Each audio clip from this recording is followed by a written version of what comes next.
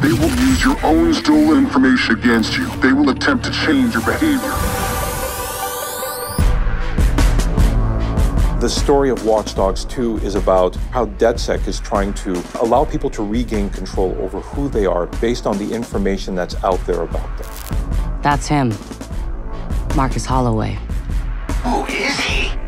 That's the guy who could help us change the world.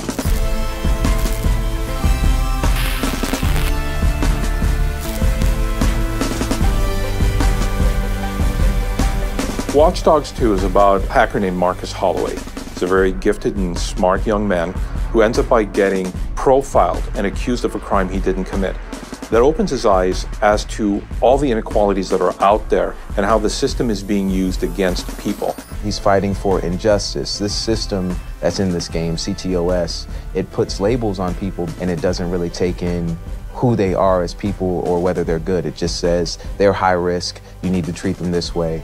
And so he starts working with DedSec in order to show people what's happening, but more so to help take down part of the system that's being used against them. T-Bone comes along, getting DedSec to go, yes, we have to make a stand. We have to be the good guys. Nice hat. Nice mask. They are the David against the Goliaths, but they have something special that David didn't have. Like, they don't have a sword, they have the entire internet. The Goliath is all forms of establishment. So big corporations, some people in those corporations trying to use technology for power, for money, for control, and also the government is part of the establishment. So various corrupted people inside of those factions that you're trying to fight against. You're gonna be dealing against rival hacker groups. We're gonna be dealing with corporations trying to get power, manipulating politicians, trying to get money.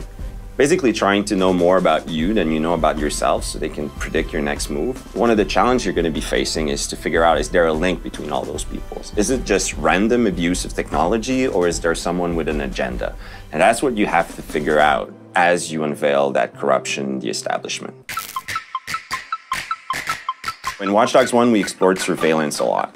You know, how technology could invade people's privacy. In Watch Dogs 2, we're interested in something called big data. Big data, really what it means is all the stuff we do online, all the information that is recorded on us. When we were crafting Watch Dogs 2, we definitely wanted the players to come away thinking to themselves, holy crap, I didn't know this existed. We started looking at how people are being predicted and potentially manipulated. You come into Watch Dogs 2 and you now are at the heart of Bloom. You see what happens when they're able to take all this information and compile it together. They don't see anything wrong with compiling this data. But what happens when you've got somebody who acts as the middleman between Bloom and the data that they possess, and they start doing something, pushing their own agenda for it? That's where you have somebody like Deshan come in. He's the CEO of Bloom, which is a company that collects and distributes the data from all different kinds of other organizations. Think about like the amount of control one person can have if they literally own and manipulate all information, all data about every single person. That in itself is kind of like, it's kind of like God.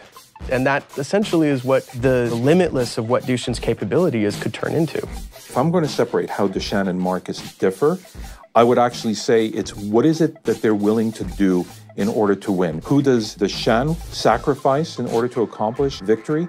And what is Marcus willing to give up, or what is he not willing to give up in order to do the same? Marcus doesn't come in with that idea of, I'm gonna save the world. He comes in with a fuck Bloom, they fucked me over, so I'm coming after them. You know, the defenseless trying to defend themselves. We are the ones that can step up and defend for them. We've all been broken down into our most core components as far as information is concerned. We have no control over it whatsoever. We have no say over who uses it. We have no say how it's used against us. If there's no way that the people can know what's happening, then things like this happen. Hackers step up and figure out the truth, and then they divulge the truth to the masses. All that data at Bloom's fingertips, that's like the world's most powerful monopoly. This is systemic injustice at its highest level. Let's show them what going to war with us really means. It's up to you to decide what side you're on or what's right and what's wrong. But at the end of the day, this story is exactly what is happening today. Namaste.